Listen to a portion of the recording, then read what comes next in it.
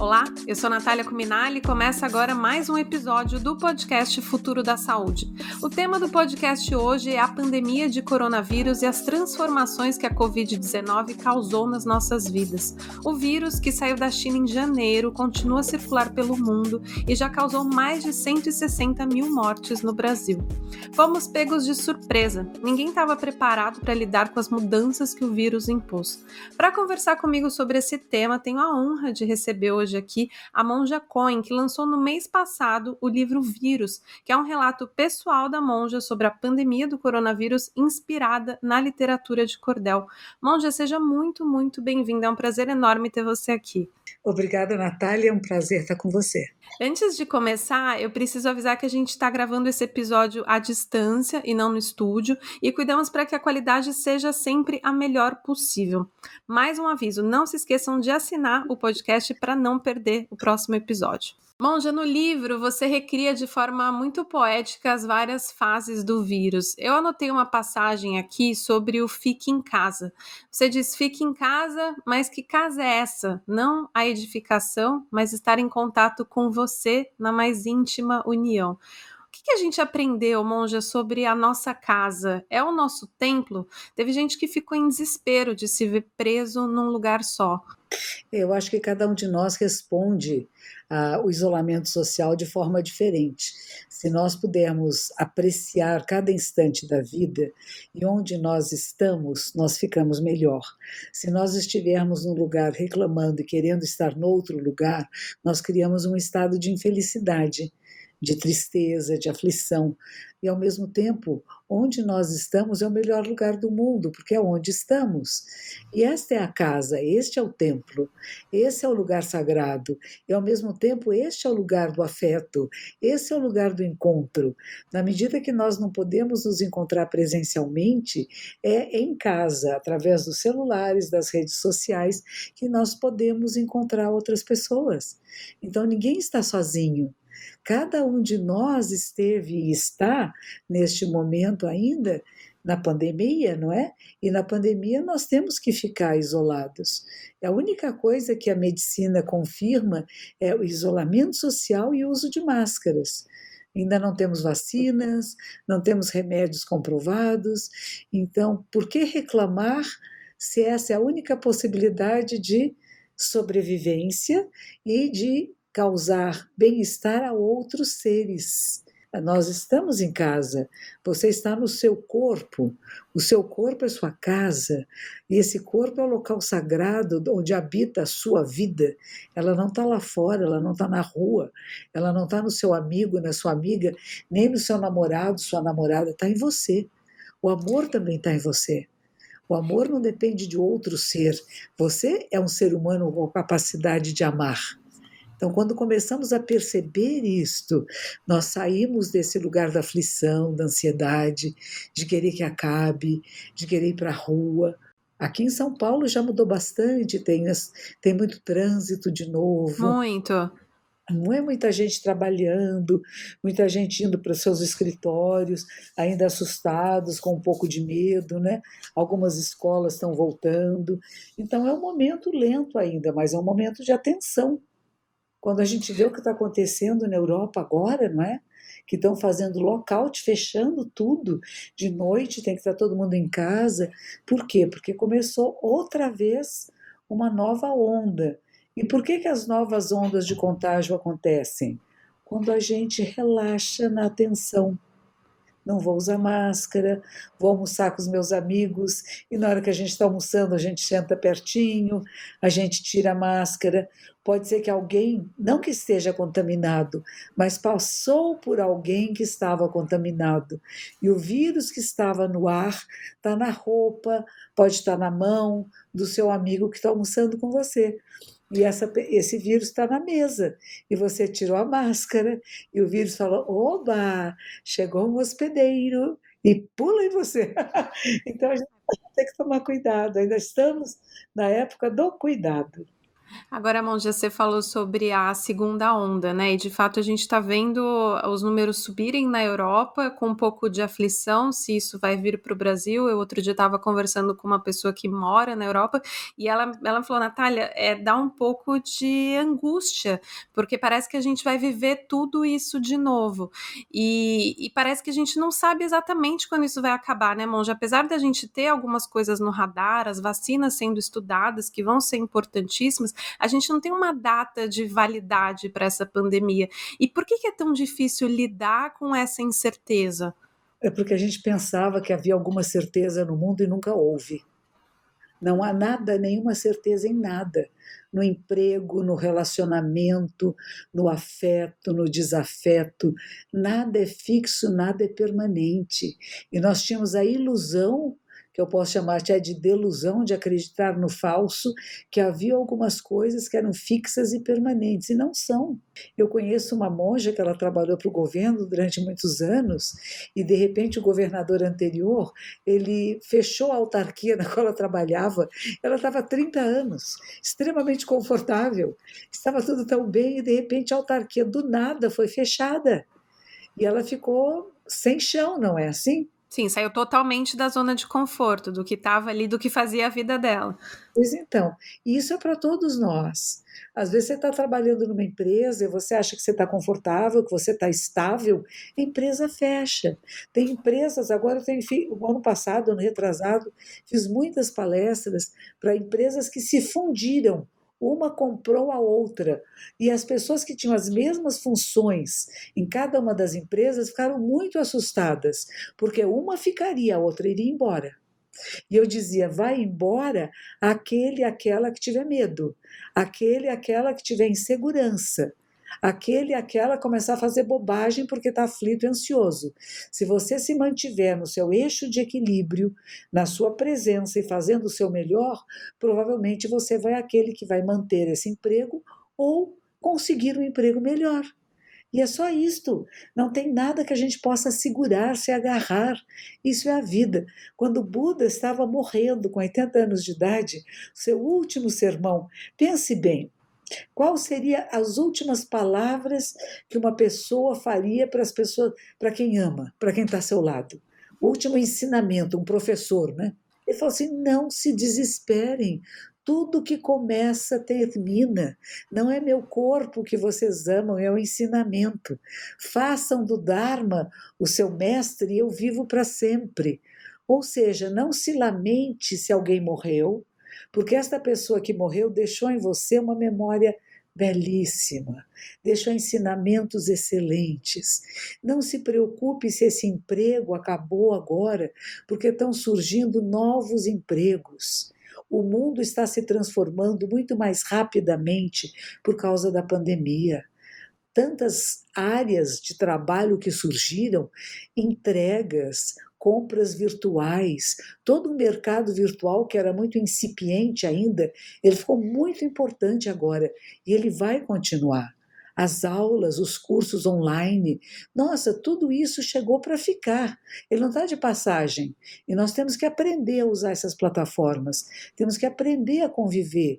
Nós podemos estar juntas agora conversando, mesmo que estejamos em casas separadas. Há um tempo atrás isso seria impossível. Nós teríamos que ir num estúdio juntas para fazer o podcast. Então temos que agradecer essa tecnologia e que nesses meses, nesses 8 meses, nós nos especializamos muito, não é verdade? Muito. Tivemos que usar tantas plataformas, descobrir meios de nos comunicarmos. Isso é de uma riqueza incrível. Agora, tem que ser usado para o bem, para a verdade, porque tem gente que usa para o mal, para a maldade, para fake news. E é por isso que eu acho que a meditação é importante, porque a meditação faz com que você esteja presente, alerta, que não manipule ninguém e nem seja manipulado. Você percebe o que é falso do verdadeiro, porque você está íntegra, você está inteira, sua atenção está clara, você não é distraída por coisas que podem falsificar a realidade, pintar bonitinho uma coisa que é feia, né?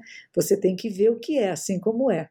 E tem muita coisa errada e tem muita coisa certa. E existe um equilíbrio entre essas duas forças. Da mesma forma que existe equilíbrio nessa bipolaridade partidária do mundo todo. Está tendo um equilíbrio. Metade da população pensa de um jeito, a outra metade pensa de outro jeito. E como é que a gente vai fazer a ponte entre esses dois grupos? Isso é que para mim parece agora a coisa mais importante. E o vírus, ele podia ter sido usado com essa possibilidade dessa ligação. Foi. Durante alguns meses foi. Ficamos em casa, teve menos poluição, não é? De repente começa tudo a voltar e nós voltamos a ser as pessoas pequenas, que pensam na sua vantagem pessoal, que tem medo da sua dívida, quando na verdade tem uma dívida internacional que é muito maior do que as dívidas pessoais. E nós estamos todos nessa mesma situação. Então não tem que ter medo, porque todos vamos ter que sair disso de uma forma ou de outra. Encontrar novas maneiras de trabalho, novas maneiras de produzir renda, de fazer trocas. É uma maravilha, é uma instigação à criatividade, gente. Eu estava pensando em quando você estava falando dessa questão da polarização, né? Da polarização do que está acontecendo com o mundo, e a gente vê isso em vários aspectos, a gente vê isso na saúde, a gente vê na política, a gente vê na educação, enfim, tá muito difícil, só que a gente também vê isso dentro de casa, né? Entre as famílias. E aí você falou muito dessa questão da importância de você se preocupar com o todo e não ser só tão individualista, né? Pensar só em você. Porque nós, né, a sociedade, a humanidade é tão individualista. Nós fomos treinados assim. Isso é treinamento, é educação. Quando você vê o Japão, que é um país que trabalha mais com a comunidade, é completamente diferente. Quando teve o tsunami no Japão, ninguém tentou tirar vantagem, ninguém roubou nada, ninguém invadiu supermercados, não houve pânico, houve uma tristeza muito grande, houve um compartilhar solidário muito impressionante. Isso é educação. Como é que nós somos educados? Nós somos educados no Ocidente de eu separado de você. A empresa, eu trabalho numa empresa do qual eu quero ter vantagens, e não o que é que eu tenho a oferecer. Então, se nós não mudarmos esse nosso olhar, o que que cada um de nós tem a compartilhar com a humanidade, a compartilhar na sua casa, a sua capacidade de tecnologia que pode ajudar um vovô, uma vovó, uma mamãe que não sabe usar, a sua capacidade, a capacidade desta pessoa mais idosa que pode aconselhar você, dizer, olha, eu já passei por coisas como esta, fica bem, vai passar, respira, tá tudo bem, né? Tá difícil agora, mas o difícil também nós atravessamos. Então a gente tem essa troca, sabe? Não é querer um mandar no outro, nem um ensinar o outro, mas é compartilhar. Eu estive ouvindo um indígena norte-americano de Dakota, que eu gostei muito do que ele falou. Nós não podemos ter paz na terra, sobre a terra, é paz com a terra. Nós podemos ouvir a terra, ouvir a natureza, ouvir o que tudo isso está nos dizendo. Não é? Na hora que nós mexemos no meio ambiente, que nós mexemos na natureza, na vida silvestre, sem saber o que ia acontecer, nós tivemos, por exemplo, este vírus agora. Dizem que virão outros. E que esta pandemia atual vai durar até 2024. Então, nós temos pelo menos mais 3 anos pela frente. Ano que vem vai começar a vacinar. Alguns de nós vamos ter respostas não muito positivas à vacina, outros vamos ficar com cerca de 50% de imunidade e não vai ser 100%, 50%, 60%. Ainda podemos pegar as Covid-19, ainda podemos ficar doentes, mas talvez não cheguemos a morrer. Então, isso é sobre a vacina. Quando que a população mundial inteira vai estar vacinada? Você vê que isso acontece 1 ano, 2, talvez 3, né? E é por isso que os cientistas estão falando assim. E além do mais, o vírus tem mutações, como tudo. Na hora que ele começa a ser atacado com determinados remédios, com determinadas formas de destruição, ele vai encontrar formas de sobrevida, então ele tem mutações. E talvez as vacinas que estejam sendo preparadas agora, até elas ficarem prontas e começarem a ser administradas, o vírus já tenha sofrido uma mutação que o efeito da vacina vai ser menor. É uma situação que a gente ainda não tem como prever, né, Monja? É mais uma questão da incerteza, né? A gente não tem ainda nem os resultados das pesquisas para saber exatamente qual que vai ser a eficácia, a gente não sabe exatamente se a mutação do vírus vai impactar ou não na vacina, ou se uma dose a mais vai resolver esse problema. Tudo isso ainda é muito novo, né? A gente está vivendo a ciência ao vivo, ela sendo feita o tempo todo e a gente descobrindo junto com os cientistas quais vão ser os próximos passos. Por que essa falta de controle incomoda tanto? Porque a gente tinha a ilusão de que controlava. Nós achávamos que controlávamos a vida, nós achávamos que podíamos controlar o tempo, a vida, a morte, a doença, e de repente a gente descobriu que não, nós somos pequeninos. Mas o que nós podemos fazer é apreciar cada etapa da existência, inclusive esta instabilidade de agora. O que nós estamos passando, as nossas gerações anteriores não passaram. Tiveram a Segunda Guerra Mundial, tiveram o horror de Auschwitz. Eu passei 4 dias agora num retiro virtual em Auschwitz. É medonho. Como que é um retiro virtual, Monja? As pessoas do mundo todo se encontram numa tela, num Zoom, e passam filmes para nós, contam a história de Auschwitz, os filmes que foram criados pelos nazistas, das pessoas chegando nos campos de concentração e de extermínio, as malas, as roupas, ficando nus, depois filmes deles nas barracas, nos quartinhos, todo mundo amontoado, depois como vão emagrecendo, ficando tão pequenininhos, né, tão só osso e pele. Então você vai vendo todas essas filmagens e depois as filmagens de quando eles saem de lá e ao mesmo tempo tem pessoas que são sobreviventes que contam as suas histórias. São pessoas que fizeram desenhos, arte baseado nisso, e que tem suas histórias também. E que foi interessante é que puseram, além das pessoas sobreviventes, filhos de judeus, a gente lembrar que não foi só judeus, que tinham ciganos, que tinham pessoas que eram homossexuais, pessoas com deficiência física, cristãos. Foi muita gente morta, foi muita gente levada aos campos de extermínio, né? E histórias também muito solidárias. Uma vez foram levar 10 homens para fazer uma experiência, deixá-los fechados num cubículo para ver quanto tempo sobreviveriam sem comida, sem água e sem ar. Foi assim uma coisa. E tinha um deles que antes de entrar, por favor, eu tenho mulher e filhos. E tinha um padre católico, o padre disse, então me leve no lugar dele. E levaram. E eles entravam todos os dias lá para ir tirando os corpos, né?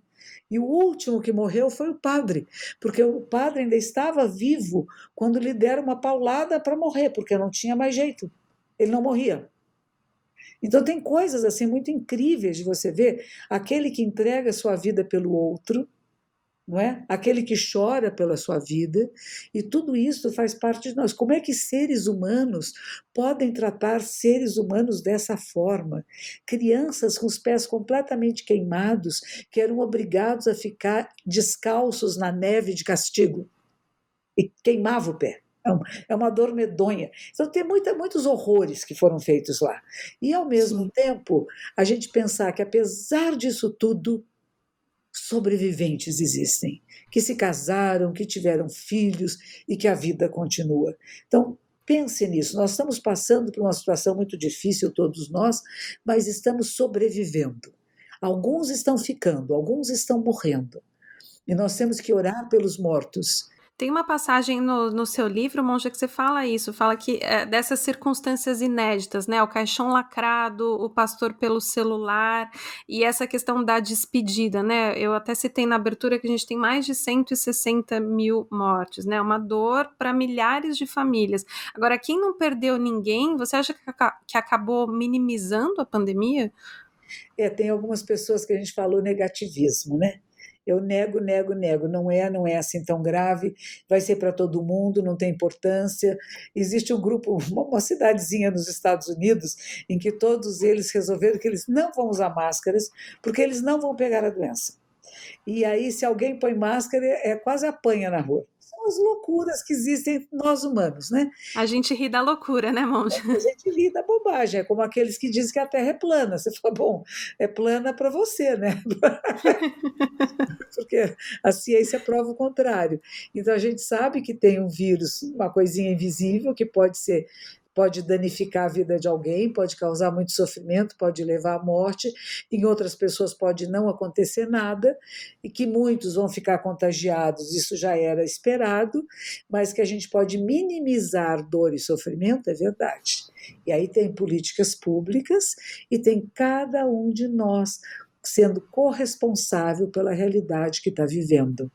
Então, o que eu posso fazer é. Eu não sei se eu estou contaminada ou não, eu não sinto nada, mas pode ser que eu esteja contaminada, e de repente chega uma pessoa que é um entregador, que vem me entregar um livro, e eu estando contaminada, eu acho que eu não tenho nada, eu vou sem máscara, eu falo com ele, eu dou a mão para ele, e eu passo um vírus para esse entregador, que pode ficar contaminado e levar para a casa dele e matar a mãe, o filho, o irmão.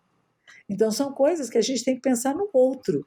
É uma noção de comunidade, né? Pois é. E isso no Japão é muito forte. E nós aqui temos uma educação muito individualista.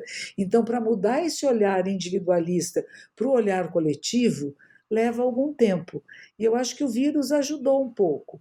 Eu vi muita solidariedade, muitas grandes empresas fazendo grandes doações, vi também pessoas mais simples até colocando mesinha na rua com comida para quem quisesse levar mantimentos, vi pessoas oferecendo cestas básicas. Então teve um movimento muito bonito, né? De estamos juntos nisso e vamos minimizar dor e sofrimento. Mas o que está acontecendo agora que eu estou vendo na televisão? Aumentando a criminalidade de novo. Os bandidos também estavam em casa, eles também estavam isolados. Tinha menos crimes, menos assaltos, menos mortes. E agora está voltando tudo. Então, será que a gente aprendeu alguma coisa com isto? Será que o nosso aprendizado foi tão pontual, só no pico realmente do medo da morte, da contaminação, que nós fomos pessoas um pouco melhores e que agora que já está tudo voltando ao trabalho e à rua, nós vamos voltar a virar lobos para o próprio ser humano, querendo destruir o outro ser humano? Por que estamos agindo assim? O que você pergunta? Eu digo, é porque nós não estamos despertos. A palavra desperto quer dizer Buda, aquele que acorda, que desperta, que vê a realidade como um todo manifesto, e você só vai ter vantagens e ficar bem se todos ficarem bem. É diferente de falar o que é para mim primeiro. Eu vou roubar, eu vou assaltar, eu vou tirar, eu vou mentir na empresa para o outro ser despedido e eu ficar. Nada disso funciona. Porque se você está vendo, o mundo viu. E aí você vai ter que fugir, vai ter que se esconder, vai ter retorno das ações prejudiciais que colocou no mundo.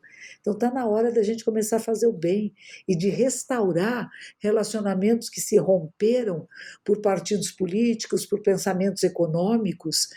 Claro que eu não posso admitir que permitam que ponham fogo na Amazônia, que permitam a devastação das florestas, o que está acontecendo lá em Mato Grosso. A gente não pode admitir isso, né? Você vê os animaizinhos, as árvores queimando. A árvore é vida. As árvores se comunicam pelas suas raízes, elas passam vitaminas umas para as outras. Quem é que diz que a natureza não está toda ela viva? Todo o planeta está vivo, gente. Não é só bichinho e ser humano, passarinho e jacaré. Tudo é vida. Cada arbusto que queima dói. Você vai dizer que não dói, não sente nada? Nós temos que preservar a vida, que é a nossa vida. A vida do planeta é a vida de cada ser humano. Nós precisamos de todas as outras formas de vida para a nossa sobrevivência. Se nós não cuidarmos, a nossa espécie vai desaparecer. O resto vai continuar, vai se adaptar, mas nós temos um limite de adaptabilidade, né? Então é preciso cuidar.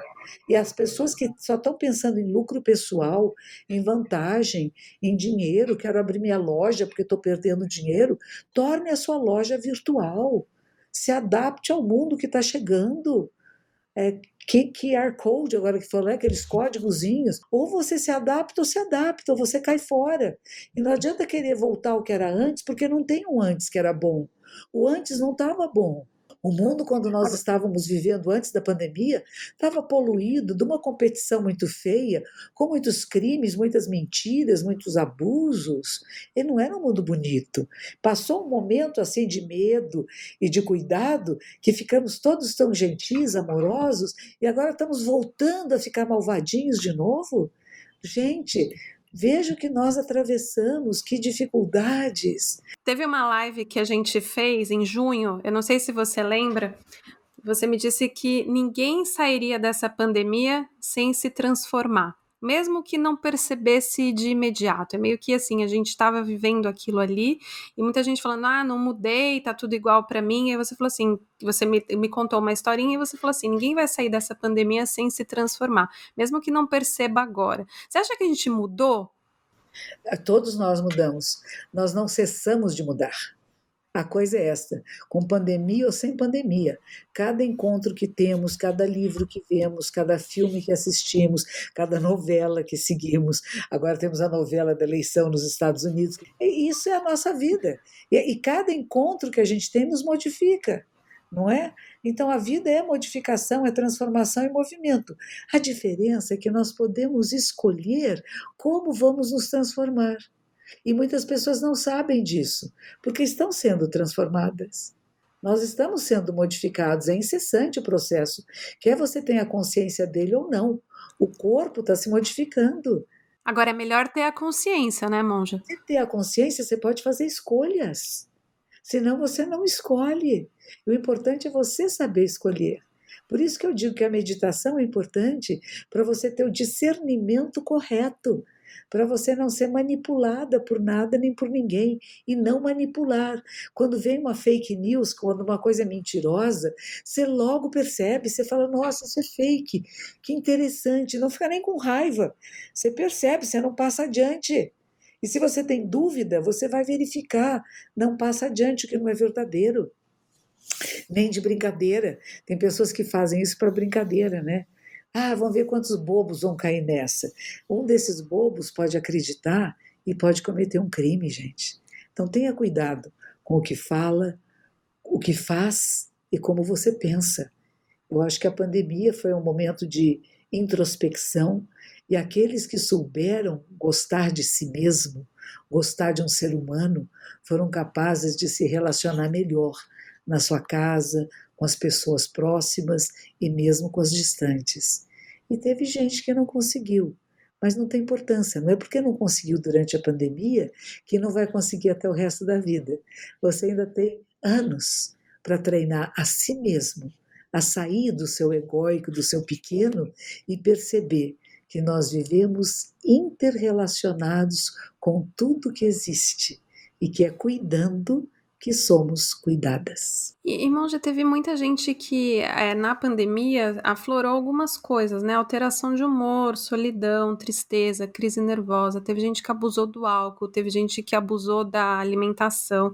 E aí tem gente que já conseguiu retomar um pouco a rotina, né? Visto que não eram férias, né? A pandemia não durou um mês ali que você enfiou o pé na jaca.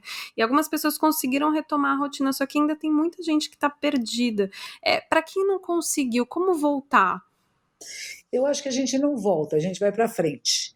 Assim como a Terra não vai para trás, nós vamos para frente.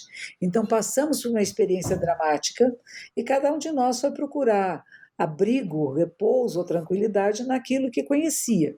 Alguns foram para as drogas, o álcool é droga, cigarro é droga, né? Sexo em exagero é droga, comida em exagero é droga, açúcar em exagero é droga. Então, alguns de nós fomos procurar carinho, afeto, refúgio, tranquilidade naquilo que conhecíamos como sendo uma coisa que nos aliviaria um pouco dor e sofrimento, né? E de repente a gente percebeu que não adiantava.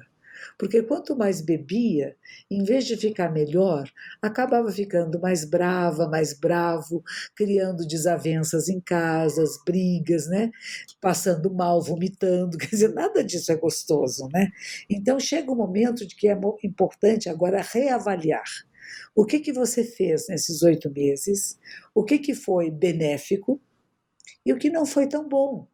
Se isso atrapalhou o seu relacionamento familiar, não vá correndo fazer o divórcio. Pense, Onde foi que ambos pisaram errado? Onde que foi que ambos falaram que não devia ser dito? Que tiveram atitudes que não deveriam ser sido feitas? E que ainda é possível restaurar esse relacionamento. Pelo menos tentar restaurar. E você restaurar você com você. Bebeu demais? Não adianta querer tirar de repente, eu não vou beber nunca mais nada. Alguns de nós conseguimos isso, outros não. Tem alcoólatras anônimos, tem grupos de pessoas que podem dar apoio, que ajudam você, e é sempre a mesma história. Só agora, hoje, por 1 hora, eu não vou beber. Só agora, hoje, por 1 hora, eu não vou me drogar. Por 1 hora, eu não vou fumar. Por 1 hora, eu não vou insultar. Não vou falar palavrões.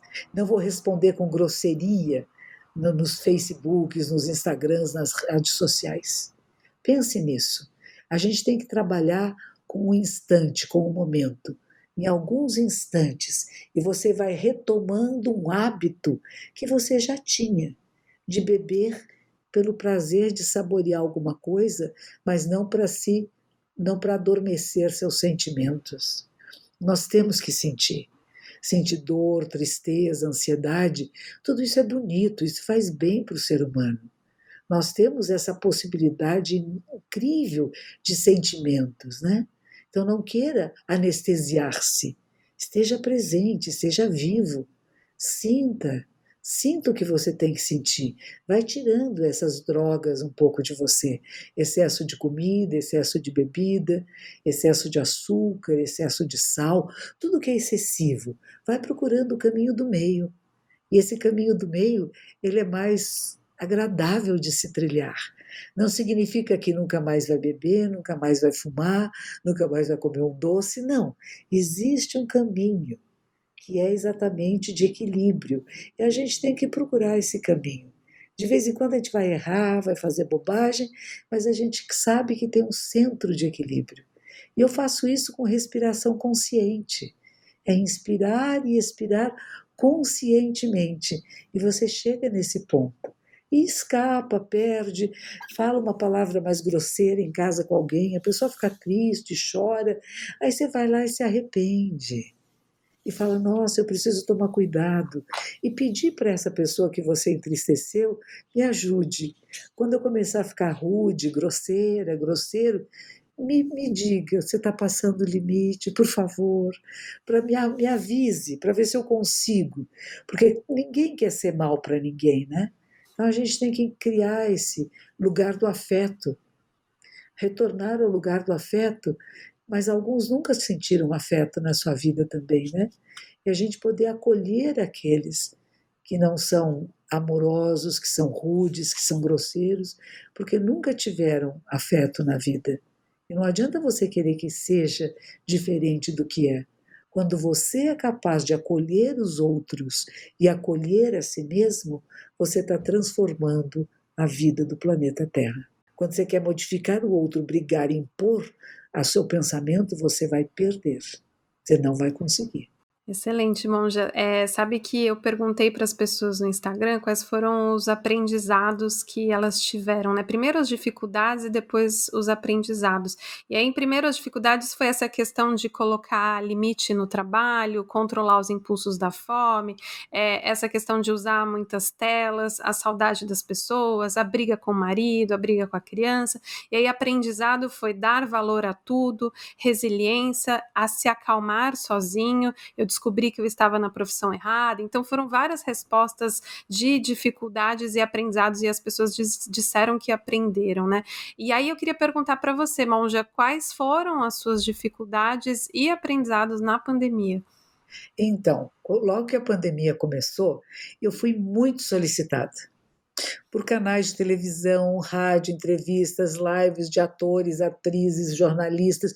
Foi uma coisa sem fim, empresas, e eu queria atender todo mundo.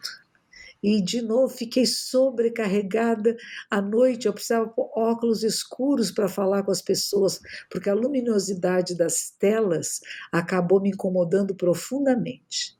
Então, teve um excesso de trabalho, sim, um excesso de vontade de dizer para as pessoas: você fique bem, porque se você meditar, se você respirar conscientemente, você fica de boa com a vida. Então, pare de reclamar tanto. Então, isso foi incessante, incessante. E aí eu tinha contratos com editoras para fazer alguns livros. E eu pensei que que bom, vou escrever todos os livros que eu quero escrever, vai ter tanto tempo. E de repente eu percebi que não tinha, não só pelo tempo que eu fiquei nas telas, dando entrevistas e aconselhamentos, como? Porque eu precisei lavar roupa, passar roupa, cozinhar, limpar a cozinha, pensar na comida, fazer compras, limpar a sujeira que os cachorrinhos, eu tenho 3 cadelas, fazem no quintal, limpar a caixinha do gato. Então, de repente, funções que eu partilhava com outras pessoas, elas se tornaram minhas. E a casa, que seria um lugar de chegar e descansar, de comer, virou um lugar de trabalho, né? E de muito trabalho. Então, consegui, no começo, eu corria em volta da casa, eu tomava sol, eu fazia yoga, e de repente tudo isso foi parando. E foi parando mesmo. Parei de dar voltas em volta da casa, parei de tomar banho de sol na janela, assim, no braço, parei de fazer yoga, minha professora de yoga morreu. Então, várias coisas foram acontecendo nesse período e a minha vida foi sendo transformada. E eu fui escrevendo mais, ficando mais tempo no computador, escrevendo mais, e agora eu comecei não faz muito tempo, talvez o último mês, comecei a me dar limites, porque eu escrevi um livro, depois escrevia outro. O primeiro que eu escrevi chamou Ponto de Virada, que o ponto da virada é o agora. O segundo foi esse chamado Vírus, que foi um livro independente, né, que eu fiz sem nenhuma editora. Depois outra editora me pediu, chama Vida Morte, que está sendo lançado agora. Também está na Amazônia, na Bela Editora. Depois escrevi um outro livro, que é da Record, do best-seller, que vai ser lançado brevemente. Estou escrevendo mais um livro agora, fiz um outro para Vozes, com o Dom Anselmo Brum, que também vai estar saindo brevemente.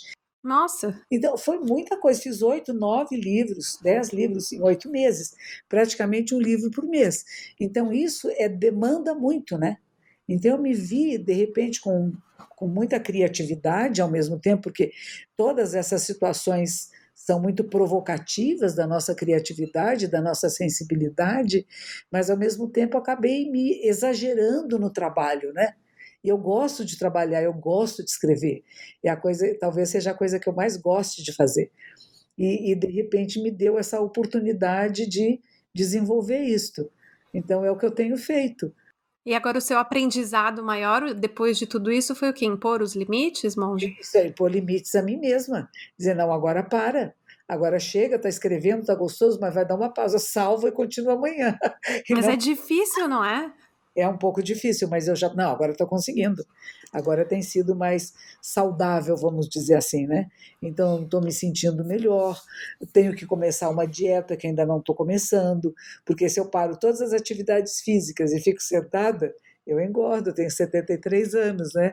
Mas, ao mesmo tempo, a gente sabe que nada é fixo, nada é permanente e que eu posso recomeçar uma reeducação alimentar, mas tem que fazer atividade física. Eu não posso, ainda não estou andando nas ruas, eu estou em casa desde o dia 16 de março. Eu saí para fazer uma cirurgia de apendicite aguda, fiquei uma noite no hospital e voltei. Então, praticamente estou sem sair de casa. Eu não encontro pessoas, eu não falo com ninguém presencialmente. Minha filha veio no portão, eu vi ela do lado de lá da grade, ou do lado de cá à distância, acho que 2 ou 3 vezes nesses 8 meses. Minha neta e meus bisnetos eu vejo só pelo celular, pelas redes sociais. Meus alunos, encontro com eles. Então, o que foi bom nisto? Nós criamos aulas e encontros virtuais. Então, tem aulas de meditação, tem aulas de budismo, tem treinamento, tudo virtual. E o que eu percebi é que nessa virtualidade nós acessamos a um número muito maior de pessoas do planeta todo. E isso é de uma riqueza inconcebível. Então, o que eu espero quando for possível voltar presencial, que eu acredito que aqui no meu templo, que as salas são muito pequenas, seja apenas no segundo semestre do ano que vem, é de manter virtuais por enquanto, e depois vai ser híbrido. Todas as atividades presenciais também serão virtuais, para as pessoas que estão em outros lugares poderem participar. Então, acho que aconteceu coisas boas. Primeiro, o maior número de pessoas teve acesso às práticas meditativas, diz que subiu 4.000% a procura por meditação. 4.000% subiu. Esse desejo de se reconectar, né, de encontrar uma saída, de conseguir se acalmar, eu acho que muita gente ficou muito ansiosa mesmo, né? E este é um momento importante. Então, houve um aumento, uma procura muito grande daquilo que é a minha especialidade, que é a prática meditativa, e eu acho que isso vai continuar. Ele não vai acabar por causa da pandemia. Nós temos que lidar agora com tantas pessoas com depressão, muita tentativa de suicídio, e é sempre dizendo: não tem por que morrer. Nós temos que atravessar, às vezes, túneis escuros, que não vemos luz nenhuma, que é uma tristeza profunda, é uma dor interna muito grande que te lacera, mas fica, senta, respira, vai, que você atravessa. E lá onde você não está vendo a luz, ela vai surgir de novo. Então, e se a pessoa ficar muito tempo em casa, começa a ficar muito triste, telefona para alguém, fale com alguém, peça ajuda, não vá deixando se arrastar lá para o fundo do poço, porque depois ninguém vai conseguir te tirar de lá. Então é o momento da gente estar junto, da gente saber que é difícil. Eu passei por grandes dificuldades, sim. Eu vivo com quem mora aqui comigo no templo é uma discípula minha, e nós tivemos uns atritos, como eu posso saber que muitas pessoas tiveram em casa, porque com todo o treinamento de meditação, de autoconhecimento, de autocontrole, nós andamos nos pegando, e a coisa saía faísca, mas a gente era capaz de rir depois. Eu acho que a capacidade de rir das dificuldades, de tomar com mais leveza os problemas, é importante para todos nós. Aprendi algumas coisas, aprendi a usar inúmeras plataformas virtuais, aprendi a me comunicar com pessoas em todos os lugares. Tem um livro meu que vai sair em espanhol agora, numa feira de livro de Arequipa, no Peru, que eu vou estar virtualmente lá nesse domingo. Então tem muitas coisas acontecendo, né? E eu acho que a gente aprende a estar conosco e gostar da gente, sabe? Não querer me transformar num outro ser, mas me reconhecer, me acolher, e nessa acolhida há uma transformação. E ao mesmo tempo com o outro. Em vez de eu brigar com a monja que mora comigo, nós somos diferentes, né, em maneira de arrumar as coisas, de organização. Em vez de eu ficar brigando com ela, olha que oportunidade está me dando por ser diferente de mim. Em vez de ficar internamente na cabeça reclamando, falo, olha, se ela não fez, eu posso fazer. E aquilo que eu não sei fazer, ela pode fazer. Então nós começamos a criar parceiros e não inimigos. Então isso para mim tem sido bem importante, não só com ela, na convivência com ela, mas com a convivência com tantas pessoas que vêm virtualmente entrar em contato comigo. Muito bom. Monja, infelizmente a gente já está chegando no fim do nosso papo. Acho que antes da gente terminar, primeiro eu quero te agradecer. É sempre uma grande aula, uma grande reflexão sobre a nossa vida, o momento atual, como a gente lida com as coisas. Eu queria pedir para você deixar um recado final para as pessoas que estão ouvindo a gente, principalmente para quem está se sentindo ainda perdido, para quem ainda não retomou, não entendeu ainda o que vai acontecer, né? Para quem achou que esse ano foi muito difícil, e foi muito difícil, mas para quem não conseguiu ainda tirar alguma lição disso. Aprecie a sua vida. Cada instante da sua existência é precioso e sagrado. Estamos passando por uma experiência que muitas gerações não passaram. Nós, seres humanos, temos a capacidade da resiliência, assim como as nossas células de sangue têm. E às vezes tem que ficar pequenininhas, tortinhas, para passar lá nos capilares e depois elas se abrem novamente. Passamos e estamos passando por muitas dificuldades, coisas que não fomos preparados para. Mas, na verdade, todos nós estamos preparadas e preparados para a vida, para o inusitado, para o raro, para essa experiência que não é como eu imaginei, mas é como é. Então faça de cada instante da sua vida um instante sagrado. Aprecie cada momento, inspirando e expirando conscientemente e passando pelas experiências que você tem que passar com mais leveza. Tire esse peso de cima. É vida. Você está viva, nós estamos vivos, somos sobreviventes de um ano difícil. Muitas pessoas reclamaram, a escola vai perder um ano. Ninguém perdeu nada. Nós vivemos esse ano, estamos vivenciando este ano, finzinho dele, 2 últimos meses. Aprecie, porque vem um ano novo aí. E o ano novo é uma continuidade desta. São como ondas do mar. Uma onda, ela cresce, ela termina e ela dá condições para a próxima onda se formar. Não é a mesma, mas é um contínuo. Aprecie cada instante da sua vida. Reclame menos, aprecie mais.